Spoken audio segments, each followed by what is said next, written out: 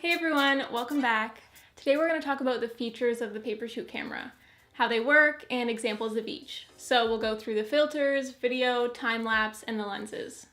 So we have our Papershoot camera. Look how adorable. Let's do a little COTD, case of the day. This case is called Summer Bloom Quiet, and it's up there on my favorites, I think. Anyway, that's besides the point. Let's get into the filters. Our filter switch is on the back of the camera. There's 4 filter settings. There's color, black and white, green, which is sepia tone, and blue, which is a cool tone. And there's little circles underneath the switch to tell you which one is which. So to use the filters, all you have to do is go to the filter switch on the back, go to whatever filter you're feeling, take a photo with the button on the front, and there you go. The filter is on that photo. Now, I know you want to see examples of the filters, so I've taken a couple photos of the same thing, just with the different filters, and this is what they look like.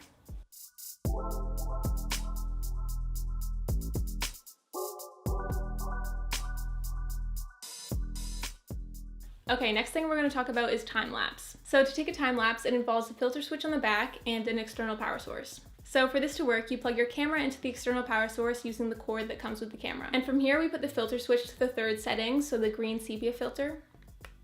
And to start the time-lapse, you press the button on the front and it will start taking photos. So let's try it.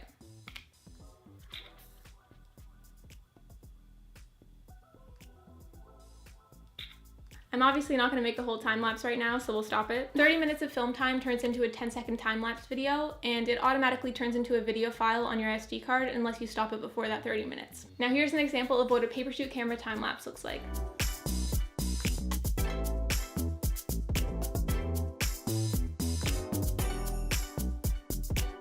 And now the video feature. So similar to time-lapse, it also uses the filter switch on the back, but instead of the 3rd filter, it uses the 4th one, the blue one, as well as the external power source. So we're gonna plug it in again, ta-da, and click the button on the front.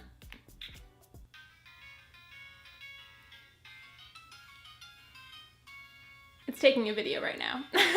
As you heard, it played some music, and that's how you know you're taking a video. It does pick up your audio as well, but it plays the music over top of it. And it takes 10-second video, so it will play that song for 10 seconds and it will be recording for the time the song's playing. So yeah, it's super easy to do, but I know what you're thinking. You want to see examples, so let's see them.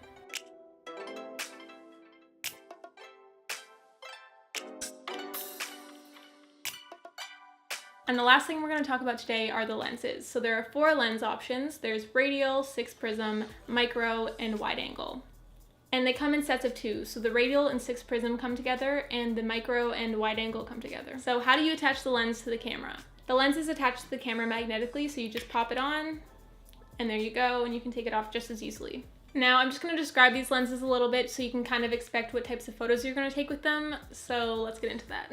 So for the radial lens, it kind of blurs and feathers out the edges and the centers in focus. So if you're focusing on a subject, you'll have the subject in the center of the photo and it will be blurred around them. The 6 prism one is really cool. It takes the image and it kind of distorts it so that there's 6 of the same thing just in different positions. I haven't used it enough, but it looks really cool.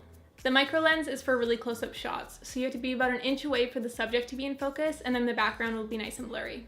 And the wide angle lens is kind of just how it sounds. It shoots a wider shot, and it kind of gives off a fisheye effect where the center is closer to the camera and the edges are more tapered. Now let's look at some photos with each of the lenses.